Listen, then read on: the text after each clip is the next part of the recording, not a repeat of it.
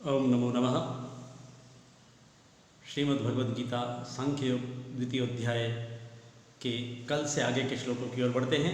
प्रिय छात्रों, कोरोना संक्रमण काल में छात्रों को ई कंटेंट के माध्यम से पाठ्य सामग्री उपलब्ध कराने के उद्देश्य से मैं यह वीडियो आपको संप्रसारित कर रहा हूं। मुझे उम्मीद है कि YouTube के माध्यम से आप उस लिंक को रोज़ देख करके गीता के इन श्लोकों का केवल पाठ्यक्रम की दृष्टि से ही नहीं अपितु जीवन के पाठ्यक्रम, जीवन के प्रबंधन को अच्छा करने के लिए इसको आत्मसात करेंगे।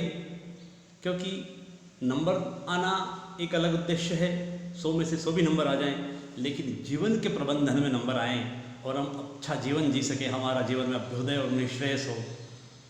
माता पिता ने जिस मेहनत करके जिस परिश्रम से बच्चों को पैदा किया, उच्च शिक्षा की ओर अग्रसर किया, तो वे छात्र अपने माता पिता का नाम रोशन करें, अपने गांव, गली, मोहल्लों का, अपने ज़िले का, राज्य का नाम रोशन करें और जीवन के विविध क्षेत्रों में जहां रोजगार हैं रोजगार प्राप्त करें और रोजगार के साथ उस अध्यात्म को छुएं जो जीवन की गहरी समझ देते हैं, जीवन का आनंद देते हैं।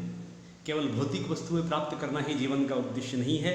इसीलिए गीता पूरे विश्व में प्रसिद्ध है। इसका किसी धर्म विशेष से कोई संबंध नहीं है। मैं बता दूं कि गीता को हिंदू धर्म का प्रतिनिधि ग्रंथ कहा जाता है, लेकिन ये मानव मात्र के कल्याण का प्रतिनिधि ग्रंथ है। इसलिए विश्व में सर्वाधिक लोकप्रिय है भगवद गीता। आइए आज के 3 श्लोकों को जो आपस में जुड़े हुए हैं, 41 श्लोक से आगे बढ़ते हैं। 42, 43 और 44 ये तीनों श्लोक एक साथ हैं क्योंकि इनका पृथक अन्वय नहीं है। भगवान श्री कृष्ण अर्जुन को कहते हैं पहले हम इसका आदर्श वाचन करेंगे, तदुपरांत इसका सरलार्थ विद्यार्थियों के सामने रखेंगे। 24 श्लोकः अस्ति। यामिमां पुष्पितं वाचं प्रवदन्त्यविपश्चितः वेदवादरतः पार्थ नान्यदस्तीति वादिनः। ठीक, फिर आगे देखें। कामात्मानः स्वर्गपरा जन्म कर्म फल प्रदां क्रियाविशेष बहुलां भोगेश्वर्यं गतिं प्रति। 44वां श्लोक है। भोगैश्वर्य प्रसक्तानां तयापयत चेतसां व्यवसायात्मिका बुद्धिः समाधौ न विधीयते। भगवान श्री कृष्ण कर्मयोग का प्रतिपादन करते हुए सर्वप्रथम कहते हैं कि व्यवसायात्मिका बुद्धि किनमें होती है? निश्चयात्मिका बुद्धि, जो कर्मयोग के लिए बहुत जरूरी है। व्यवसायात्मिका, निश्चयात्मिका बुद्धि, एक दृढ़ का संधान करने वाली, दृढ़ विषय का संधान करने वाली व्यवसायात्मिका बुद्धि। सर्वप्रथम पहले 42वें श्लोक का सरलार्थ करें। श्री कृष्ण कहते हैं अर्जुन को, हे अर्जुन, याम इमाम, इस याम जिसको, इमाम इसको, इस जिसको, किसके लिए आ रहा है आगे देखेंगे। पुष्पिताम, पुष्पिताम इति पुष्पित, सुंदर, दिखावटी, बनावटी, शोभायुक्त, वाचम वाणी को, प्रवदंती कहते हैं, प्रवदंती अविपश्चितः इति प्रवदंत्य विपश्चितः। इको एनर्जी से यह हो गया, इसलिए मूल शब्द इसमें निकलेगा अविपश्चितः। अविपश्चित इति मूर्ख लोग, मूढ़ लोग, अविवेकी लोग, मंदबुद्धि लोग। विपश्चित का मतलब विद्वान, अविपश्चित यानी मूढ़, मूर्ख। कि मूर्ख लोग इस वाणी को कहते हैं। किस वाणी को कहते हैं? मूर्ख लोग इस संसार में जो अनिश्चयात्मिका बुद्धि में लीन रहते हैं, पदार्थों के पीछे भागते हैं, एक लक्ष्य नहीं है जिनका, राह चला चल पा जाएगा मधुशाला।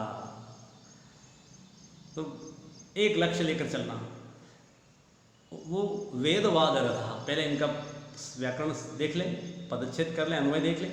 वेदवाद रथा पार्थ, पार्थ संबोधन है, हे पार्थ, जो वेदवाद वाक्यों में ही रत रहते हैं, वेद वाक्यों में ही जिनकी प्रीति है, अर्थात वेदों के अतिरिक्त और कुछ नहीं है, ऐसा ज्ञान रखने वाले, ऐसी एक ही धारणा रखने वाले यहाँ पर कह दिया जाए कि गीता में वेदों की निंदा नहीं की गई है। गीता कर्म मार्ग का प्रवर्तन करने वाला ग्रंथ है। वेद जहाँ भारतीय ज्ञान का एक ऐसा ज्ञान कोश है जो समस्त विश्व की प्राचीन धरोहर है। महर्षि वेदव्यास ने महाभारत और अष्टादश पुराणों के माध्यम से वेदों का व्यासीकरण किया, इसलिए उनको व्यास उपाधि मिली। असल में उनका नाम था कृष्णद्वैपायन बादरायण महामुनि, बादरायण महामुनि, जिन्होंने ब्रह्मसूत्र लिखा और उस ब्रह्मसूत्र को वट वृक्ष के रूप में पूरे विश्व में मोनोथिज्म के रूप में अद्वैत एकेश्वरवाद का प्रणयन आदि शंकराचार्य ने किया। तो वेदवादरता जो केवल वेद वाक्यों में ही रत रहते हैं कि जो वेदों में लिखा है वही सही है, वेदों के उस कर्मकांड से बाहर निकल करके भगवान वेद व्यास ने उस ज्ञान कांड का प्रवर्तन किया, कर्मकांड का प्रवर्तन किया। कर्मकांड को साधन मान करके जो वैदिक कर्मकांड को साधन मान करके ज्ञान को ही परम ध्येय मान करके भक्तिपूर्वक ज्ञान का प्रवर्तन किया। इसलिए महर्षि वेदव्यास को व्यास कहते हैं। उनकी दृष्टि में क्या होता है? जो वेद वाक्यों में रत रहते हुए न अन्यत् अस्ति इति वादिनः, ऐसे वादी, ऐसे बोलने वाले जो चारों ओर वेद की ही प्रशंसा करते हैं, उनकी दृष्टि में स्वर्ग परा एकाएव लक्ष्य, अर्थात स्वर्ग से अतिरिक्त और कुछ नहीं है, वो ऐसा मानते हैं। वो स्वर्ग को ही एकमात्र वस्तु मानते हैं और उनकी दृष्टि में स्वर्ग से बढ़कर अन्य कुछ भी नहीं है, ऐसा मानते हैं। तो ऐसे कौन है? ऐसे कामात्मान, जो कामात्मी है, कामात्मान, कर्मफल के प्रशंसक। ऐसा करने से ये मिलता है, ऐसा करने से ये मिलता है, कर्मफल के प्रशंसक, जिन भोगेश्वरीयम गतिम प्रति जन्म खल कर्म फल प्रदाम क्रिया विशेष बहुलाम वाचम प्रवदंती। तीनों श्लोकों का आपस में अन्वय होगा, ये जुड़े हुए हैं। तो जो लोग भोगेश्वरीयम गतिम प्रति, दूसरे श्लोक का अंतिम पद देखें तो जो भोग और ऐश्वर्य में ही लिपटे हुए हैं, जो भोगों में लिपटे हुए हैं, आज ये पालें, आज ये कर लें, आज इसको देख लें, आज ये कर लें, आज यहाँ जाएं, ये खा लें पी लें, भोग और ऐश्वर्य में ही निमज्जित हैं, डूबे हुए हैं जो लोग। और जो लोग कामात्मी हैं, काम कर्मफल के ही प्रशंसक हैं और वेद वाक्यों में ही प्रीति रखते हैं, ऐसे लोगों इनकी दृष्टि में क्या होता है? स्वर्ग परा, स्वर्ग ही एकमात्र वस्तु होती है। तो वे क्या करते हैं? स्वर्ग ही एकमात्र वस्तु, दूसरी कोई नहीं है, ऐसा कहने वाले जो अविपश्चित हैं, जो मूर्ख लोग हैं, उन अविवेकी लोगों की दृष्टि में क्या होता है? वे किस प्रकार की वाणी कहते हैं? जन्म कर्म फल प्रदाम क्रिया विशेष बहुलाम, जन्म कर्म फल रूप देने वाली और भोग ऐश्वर्य की प्राप्ति कराने वाली नाना प्रकार की क्रिया विशेष बहुला, अर्थात अनेक प्रकार की क्रियाओं का वर्णन करने वाली इमाम पुष्पितम वाचम प्रवदंती, के प्रवदंती अविपश्चित, पहली पंक्ति का अंतिम शब्द। तो ऐसे अविवेकी मूढ़ लोग क्या करते हैं? जन्म कर्म फल देने वाली अनेक कर्म फल देने वाली और भोग और ऐश्वर्य की प्राप्ति कराने वाली अनेक प्रकार की बहुत सी क्रियाओं का वर्णन करने वाली वाणी कहते रहते हैं। और ऐसी वाणी के द्वारा भोगेश्वर्य प्रसक्तानाम, भोग और ऐश्वर्य में जो अत्यंत आसक्त हैं, ऐसे लोग जो संसार में हैं, उनका ऐसी वाणी के द्वारा अपहरण कर लिया जाता है। तया किसके लिए आया है? वाचा। मूर्ख लोग, मंद लोग, मूढ़ लोग बकवास करते रहते हैं, तात्विक बातें न करके संसार में भोगों की बातें करते हैं, भोग लिप्साओं की बातें करते हैं, आज ये कर लिया, वो कर लिया, वो। तो इससे जो भोग ऐश्वर्य में डूबे हुए शेष लोग हैं, उनका चित्त हर लिया जाता है, वो पगला जाते हैं अन्य लोग भी। तो उन अपहत चेतसाम, उनकी चेतना का अपहरण कर लिया जाता है ऐसी वाणियों द्वारा। ऐसे वचनों द्वारा भोग और ऐश्वर्य में डूबे हुए लोगों का जो अत्यंत आसक्त हैं उनकी वाणी का अपहरण कर लिया जाता है। तो निश्चित रूप से भोग ऐश्वर्य में डूबे हुए लोगों में व्यवसायात्मिका बुद्धि समाधौ न विधीयते। हे अर्जुन, समाधि के लिए, समाधौ सप्तमी एक वचन है, परमात्मा, समाधि का मतलब निष्काम कर्म। ये समाधि 8वां योगांग है। 8वां योगांग का तात्पर्य है यम, नियम, आसन, प्राणायाम, प्रत्याहार, धारणा, ध्यान और समाधि। ये समाधि 8वां योग है। समाधि का तात्पर्य मृत्यु नहीं है, मरण नहीं है। समाधि भी 2 प्रकार की, एक सविकल्पक समाधि और एक निर्विकल्पक समाधि। निर्विकल्पक समाधि परम लक्ष्य है, ईश्वर का साक्षात्कार, आत्मज्ञान, ब्रह्म ज्ञान। इसके लिए मृत्यु की आवश्यकता नहीं है। आदि शंकराचार्य किसमें कहते हैं, वेदांत सार में कहते हैं कि भिद्यते हृदय ग्रंथि छिद्यन्ते सर्व संशयः क्षीयन्ते चास्य कर्माणि तस्मिन् दृष्टे परावरे। भिद्यते हृदय, आत्मज्ञान हो जाना, आत्म साक्षात्कार होना, ईश्वर का साक्षात्कार होना, तत्व ज्ञान हो जाना।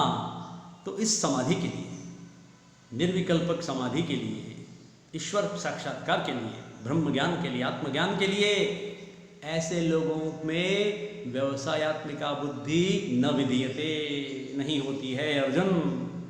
जो भोग और ऐश्वर्य में डूबे हुए हैं और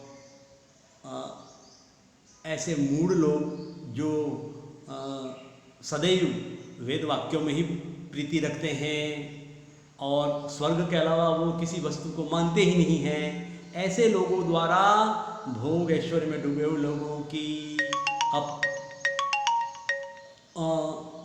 उनकी अपहद चेतसाम, उनका चित्त हर लिया जाता है। वो ऐसी पुष्पित वाणी कह करके, दिखाऊ वाणी कह करके, बगलामुखी बातें बोल कर करके उन लोगों का दिमाग खराब कर देते हैं, जिससे भोग और ऐश्वर्य, धन संपदा वाले लोग इस तात्विकता की और अध्यात्म की ओर प्रविष्ट ही नहीं होते हैं। इसलिए इस संसार में उन अविपश्चित, मूढ़, अविवेकी लोगों की बातों का ध्यान न करके हमें अध्यात्म की ओर, समाधि के लिए, निर्विकल्पक समाधि के लिए क्या करना चाहिए? कर्मयोग, और उसमें भी निश्चयात्मिका बुद्धि, व्यवसायात्मिका बुद्धि में प्रवृत्त होना चाहिए। यही इन श्लोकों का संदेश है। एक एक करके इनके अन्वय देखते हैं। पहला जो श्लोक है उसका अन्वय है, भगवान कृष्ण कहते हैं, हे पार्थ, मैं अन्वय को भी इसको आपके सामने गा करके थोड़ा सा बोलता हूँ। पार्थ, कामात्मानः वेदवादरतः अन्यत् न अस्ति इति वादिनः अविपश्चितः इमां यां पुष्पितं वाचं प्रवदन्ति। दूसरा श्लोक है, उसका अन्वय है कि कामात्मानः स्वर्गपरा जन्म कर्म फलप्रदां भोगेश्वर्यं गतिम प्रतिक्रिया विशेष बहुलाम वाचम प्रवदन्ति। ऐसी वाणी कहते रहते हैं, समाज में इसी प्रकार की बातें करते रहते हैं कि स्वर्ग के अलावा और कोई है ही नहीं, कर्मफल के प्रशंसक, ऐसा करने से ये मिलता है, मैंने आज ये कमा लिया, आज इतने में शेयर मार्केट में इतने पैसे लगा लिए, बस केवल भोग लिप्सा, पदार्थों के प्रति एकत्रीकरण करने का ही भाव, जो प्रेयस मार्ग है। बुरा नहीं है, लेकिन ये प्रेयस मार्ग है, श्रेयस मार्ग नहीं है। प्रेयस और श्रेयस 2 अंतर हैं। प्रेयस मार्ग को हम अविद्या कहते हैं। जीवन में अविद्या आवश्यक है, ऐसी बात नहीं है कि हम प्रेयस नहीं चाहिए। मनुष्य जीवन में आए हैं, सुख चिंतन सापेक्ष है, ऐसी बात नहीं है कि सब सन्यासी थोड़ी बन जाएंगे। जीवन, भगवान ने जीवन दिया है तो सुख भोगने के लिए ही दिया है, किंतु केवल सुख में ही डूबे रहना, केवल विषयों का ध्यान करते रहना, और विषयों का ध्यान करते रहोगे तो क्या हो जाएगा? गुलाम हो जाओगे हमेशा। आगे श्लोक आएगा, लेकिन अभी चर्चा करते थे कि ध्यायतो, बहुत बढ़िया श्लोक है, मैं गा करके सुनाता हूँ। ध्यायतो विषयान् पुंसः संगस्तेषुपजायते, संगात् संजायते कामः, कामात् क्रोधो विजायते, क्रोधात् भवति सम्मोहः, सम्मोहात् स्मृतिविभ्रमः स्मृतिभ्रंशात् बुद्धिनाशो बुद्धिनाशात् प्रणश्यति। इसलिए भगवान कहते हैं कि ऐसे लोग, मूर्ख लोगों के द्वारा धन ऐश्वर्य भोग में डूबे रहने वाले लोगों की बुद्धि का अपहरण कर लिया जाता है और वे भी अव्यवसायत्मिका अनिश्चयात्मिका बुद्धि से संसार में जीवन जीते हैं। तो उनका जीवन कैसा है? ते मृत्युलोके भुवि भारभूता मनुष्य रूपेण मृगाश्चरन्ति। विद्या क्या है पता ही नहीं है, केवल हम पढ़ लेते हैं कि अविद्या मृत्युम त्यक्त्वा विद्यामृतमश्नुते। अविद्या साधन है, मटेरियल साइंस है, ज़रूरी है, भौतिक जीवन के लिए अविद्या आवश्यक है। अविद्या का मतलब मटेरियल साइंस। हम पढ़ें विज्ञान, वाणिज्य, कला, ये सब जितने भी विषय हैं, लेकिन जो अध्यात्म है वो विद्या है, शुद्ध अध्यात्म विद्या है। ये श्रेयस मार्ग है। श्रेयस मार्ग को बिल्कुल टुकरा करके केवल प्रेयस मार्ग पर चलने वाले लोग अंधे नेव नीयमाना यथंधः। कैसे चलते हैं? अंधे चल रहे हैं, उनको कंधा कौन दे रहे हैं? रास्ता बताने वाले, वो भी अंधे हैं। दोनों को पता नहीं है कि लक्ष्य क्या है। यही पशु प्रवृत्ति है कि आप ही चरें। तो फिर मानव जीवन और पशु जीवन में क्या अंतर रह गया? कि प्रेयस मार्ग में ही अगर हम रत रहे तो ये तो पशु जीवन हो गया। इसलिए आवश्यक है श्रेयस मार्ग, आवश्यक है विद्या, आवश्यक है अध्यात्म, आवश्यक है व्यवसायत्मिका बुद्धि, आवश्यक है कर्म योग, आवश्यक है गीता का ज्ञान कर्म और भक्ति योग। तीसरे अंतिम श्लोक का तया अपहत चेतसाम भोगेश्वर्य प्रसक्तानाम समाधौ व्यवसायत्मिका बुद्धि न विधीयते।